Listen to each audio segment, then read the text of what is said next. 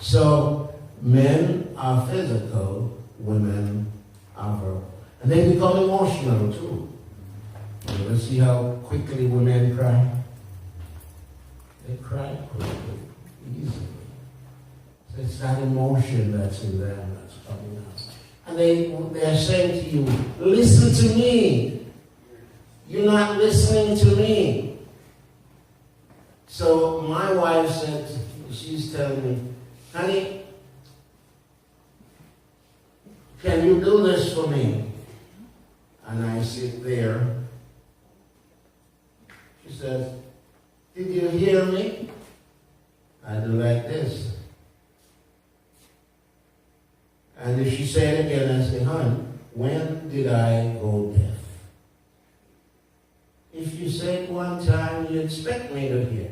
No, but I want you to respond to make me know that you hear me. But honey, you know I'm not deaf. So if you said it once, then I should hear. He says, acknowledgement. Okay. I'll touch a chord somewhere. But you know, that's how it is. So for me, I don't have to wait. I know my wife's hearing is good. So if I say, hon, I'd love you to do this for me, or I'm going to go here. I don't expect her to respond until she hears what I said. Women are different. They're emotional. They want to hear your response. They want to see that response. Okay? So you kind of work with that. Now, the pastor don't mind. The pastor will listen to it. Yeah, you so quickly to point out that yes, she sir. was. You said earlier that it is best that you keep the marriage going forever if possible. What is the criteria for ending a marriage? What ends a marriage? What could cause a marriage to end? Are you supposed to use a certain reason to end a marriage? What could cause All right. Let me shoot at a few things. Keeping the marriage going, you gotta love each other. 1. 2, compromise. You know what that word means? You know that. Compromise with your partner. Forgiveness is important in all things in life. Compromise. Forgiveness. Be willing to share. Secrets in marriage brings doubt. Right? If you have to feel that your husband is not telling you everything, then you're going to have a feeling that he's hiding. Okay? Last night, as we lay in bed, that morning, early morning hour, we were going over some accounts we have and how much might be there. And there's one that we needed to work with. And I was leaving 2 weeks ago, and I said, hon, call and make an appointment. She didn't do it. But you know, last night in that early morning running, this morning she got up and she came to my home office and she says, honey, let us call Julius. And she made the call, put it on speaker. And I said, Julius, Dan Williams. I said, he's our counselor. I said, look, when can we come in this week? We have a 2 o'clock on Wednesday. Go in and look at our portfolio. Both of us, we're not doing it alone.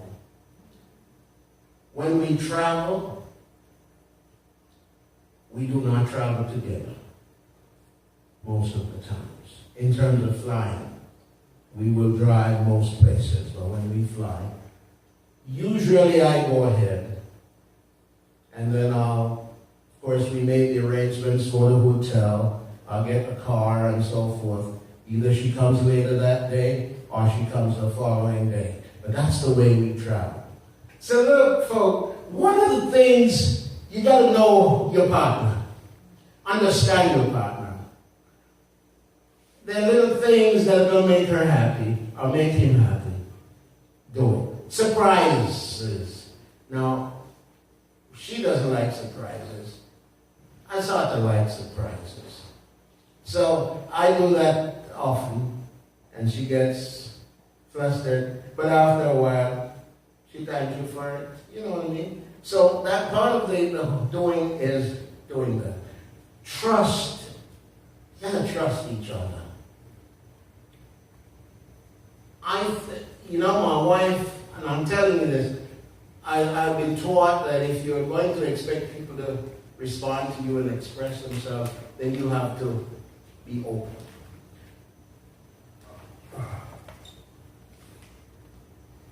As far as we're concerned,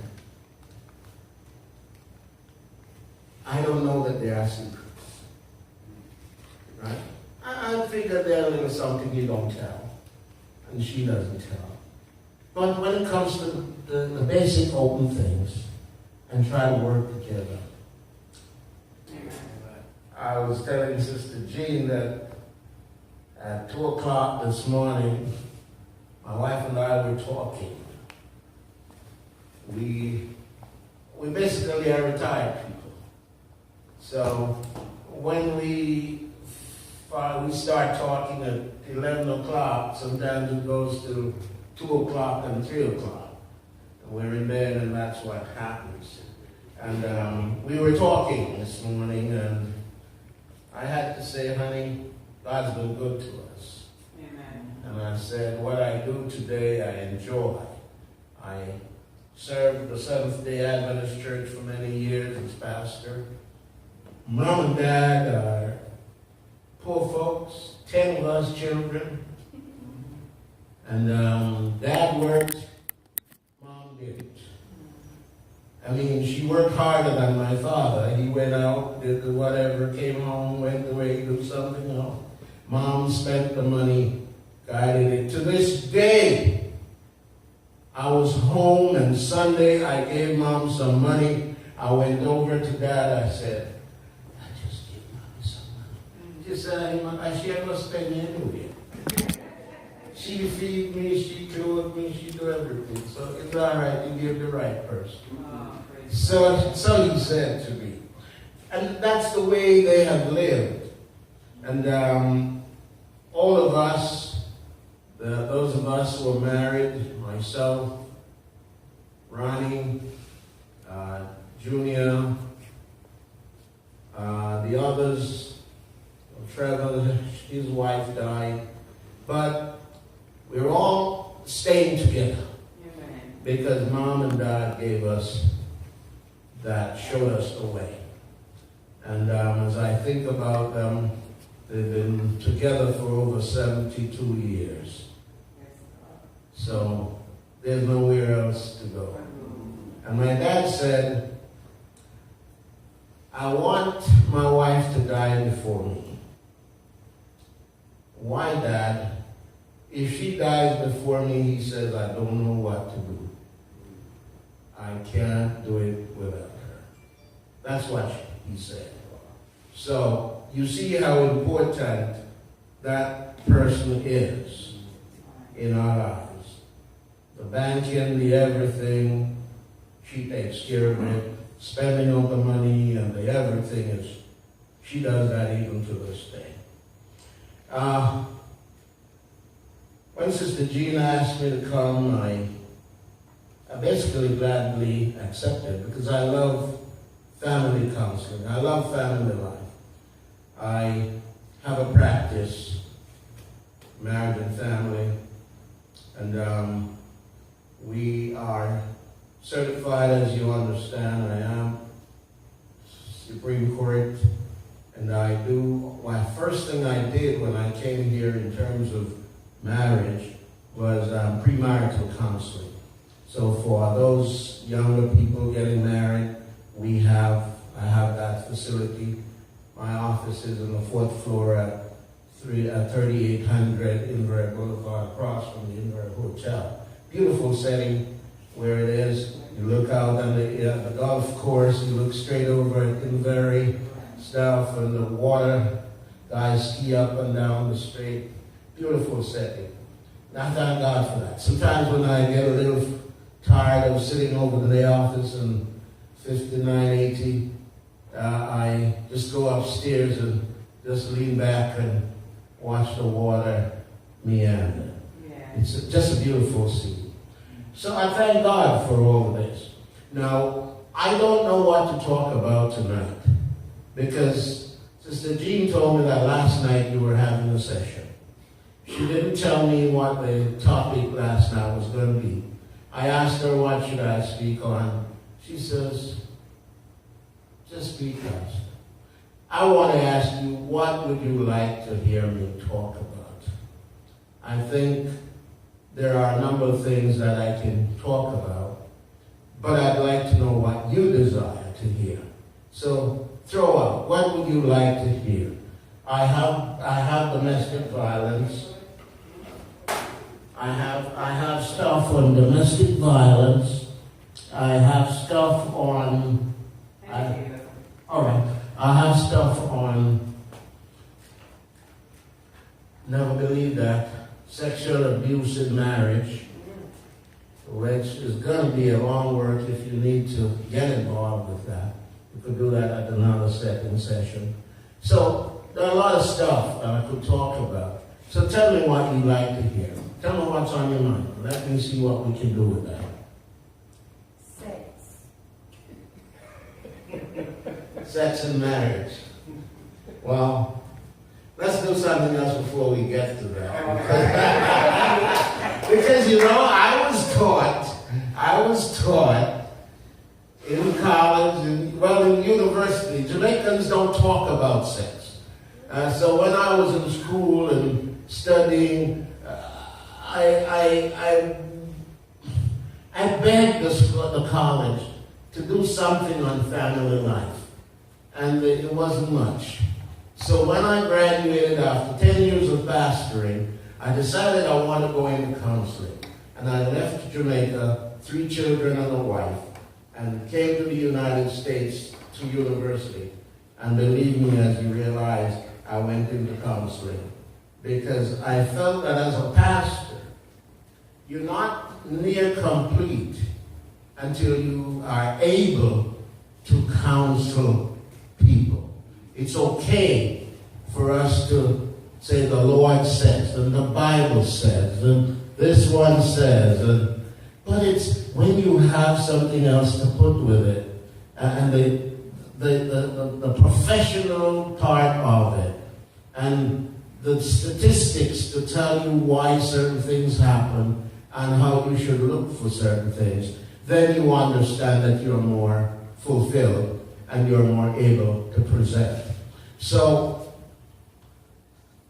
I have 2 quotations that I want to share first. One, having God in your boat doesn't prevent a storm.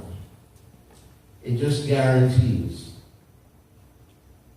that the storm won't sink your boat. Having God in your boat will not prevent the storms, but it guarantees that a storm will not sink your boat. Good? Number 2, all of us come with baggages. Find someone who will love you enough to help you unpack. We all come with baggages. Find someone who loves you enough to help you unpack. Someone who's going to stay with you through the thick and the thin. Who will not hold up before you when times get rough, where you're coming from, how many baggages you had, and all the rest of it. One of the things when my girlfriend in high school is my wife today. Okay? Amen. My girlfriend in high school is my wife today. So both of us know all of the baggages that we both have. And as it is that every now and again we have a little laugh, and I would say, honey, nobody can tolerate me at this stage, so I may as well stay with you. I don't know that she's ever said that to me, but that's all right, because I don't think she's going anywhere. So, but she needs to be affirmed that that's the way it is with me. In our early days, I'm not sure if we were married then, I don't remember. But I said to her, honey, I guarantee, I promise you that these words will never leave my lips. I'm sorry the day I marry you. So I promise those words will never leave my lips. We've been married 43 years. Amen. Now, at some time, feel you should say it, But I made a vow. And I found out along the line that sometimes she feels that way too. Because I give problems sometimes. I'm not perfect. I still have baggages. And she's hanging in there to help me unpack them. So I have to learn to stay with her as we unpack. Amen. Right? So I find that the longer you stay in marriage, is the more difficult it seems to get out of it. And it's the more you find that you better stay where you are. Because it's hard to start over, I hear folks say. And the statistics say you are better off the first time. The first marriages last longer than the second marriage. And the third marriage is even shorter than the second marriage. 50% to 51% of first marriages end in divorce today in America. 50 to 51% in the church and outside of the church. 73% of second marriages end in divorce. And 85% of third marriages end in divorce. So I say to folk, you better stay married the first time. Your best chance of staying married is the first time. Because one of the reasons is that the second marriage comes with even more baggages.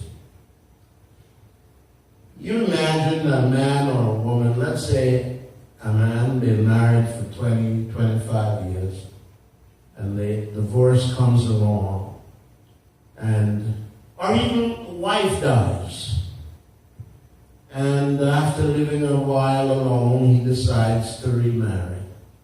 And his new bride does not do things the way the old wife, previous wife, used to do. And you know what? Comparison. I always say to my clients, and I have a course, Prepare and Enrich, that I do. It's a 13 weeks course, and you do what we call tests, but they are not for failure or pass. It's strengths or weaknesses in the relationship. And as you do the tests and you look at what goes on in the tests, and they're computer generated and they're computers corrected, so you're not having people's minds coming in as you go along. But it ends up where a lot of the wives or husbands who have been married the second time compare the new wife, and the same thing with the wife, with the past wife and the past husband. And so one of the things I try to do is to make, I'm a first time. You heard it. From the beginning, high school to this day, and I don't think anything is going to happen between now and then. Then meaning when they take me out. Mm-hmm. All right? I thank God for the person I have as a wife. We have 3 children, and I better stay with it because they wouldn't forgive me. They love their mother too much. Yeah. You know? Especially my son, I seem to think the girls are okay with mommy, but my son seems to have a very special love for her mom. I see that all the time. And they don't get into arguments. He's 40 anyway. And he just, mommy usually, he just throw himself over her, and they're cool again, you know. So, ladies and gentlemen, I just want you to understand that there's just a lot of good things in marriage when it works. It doesn't always work as it should, but I want you to know that it can work. And if you hold on in there, trust God. You see, to me, marriage is very important that God, who performed the first marriage? God performed the first marriage. Garden of Canaan. In the very first book of the Bible. Creation was not completed until what he said.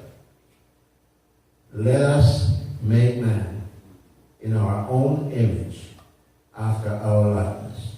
After that, then he said, the work was done. Came the 7th day and he blessed. Not preaching Adventism. But you know, after crucifixion, what was his first miracle? The wedding, the wine, wedding Cana of Galilee. Right? And Mama said to the crowd when the wine got and finished, she says, whatever he tells you, do it. This was at the wedding. So I seem to think that marriage was one of the first things after creation in God's mind. And so I seem to feel that we should honor that and have it last. Not just a long time, but forever on our side. So I look at what did he say, how he compares the church with marriage.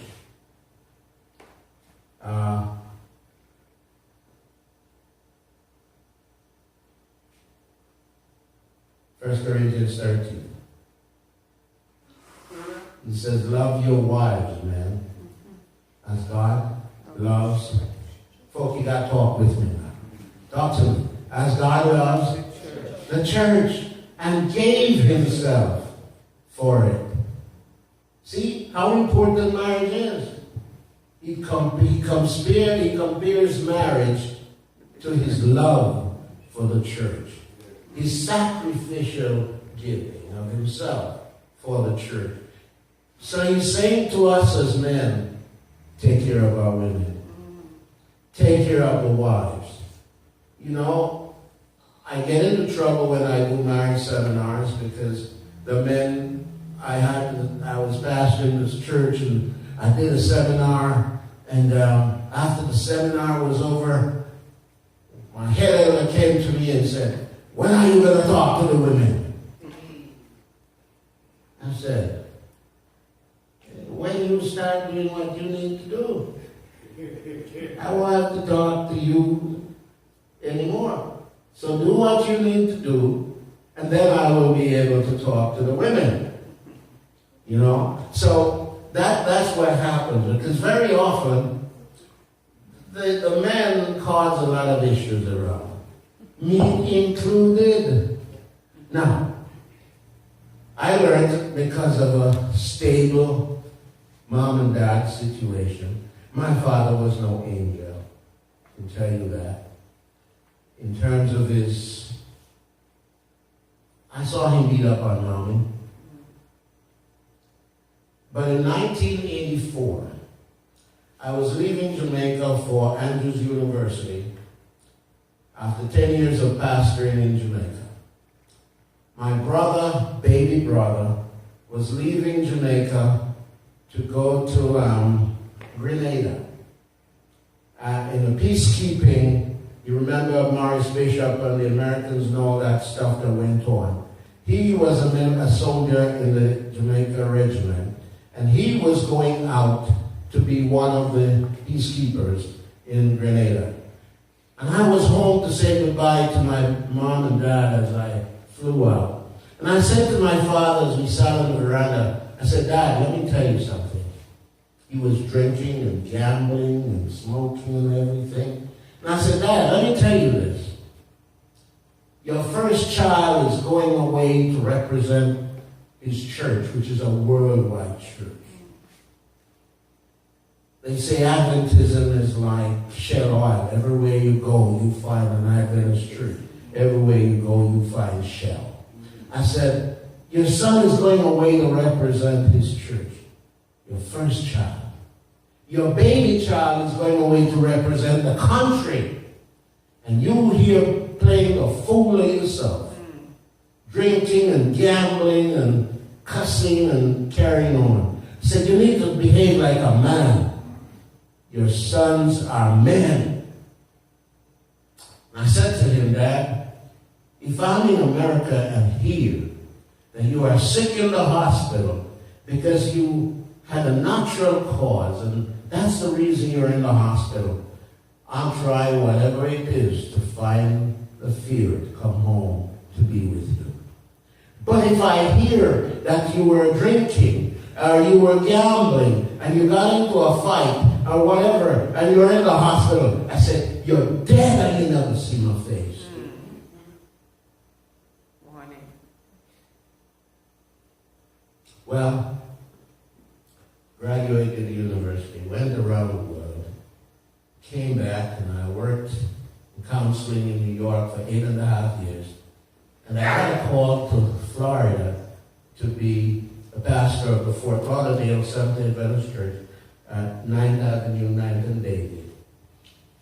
And this Sabbath, the 26th of August, 1995, I was being introduced. And he was here with us. My uncle had died and he came here to be for cooling out. And that Sabbath when I was introduced, he was in church. And I preached. The church is a big church. People came from all over just to be there with me on that first Sabbath. And the introduction was made, and the vice president of the conference was there. And he sat there, and I focused on him. I got home, and he never said a word. This was August.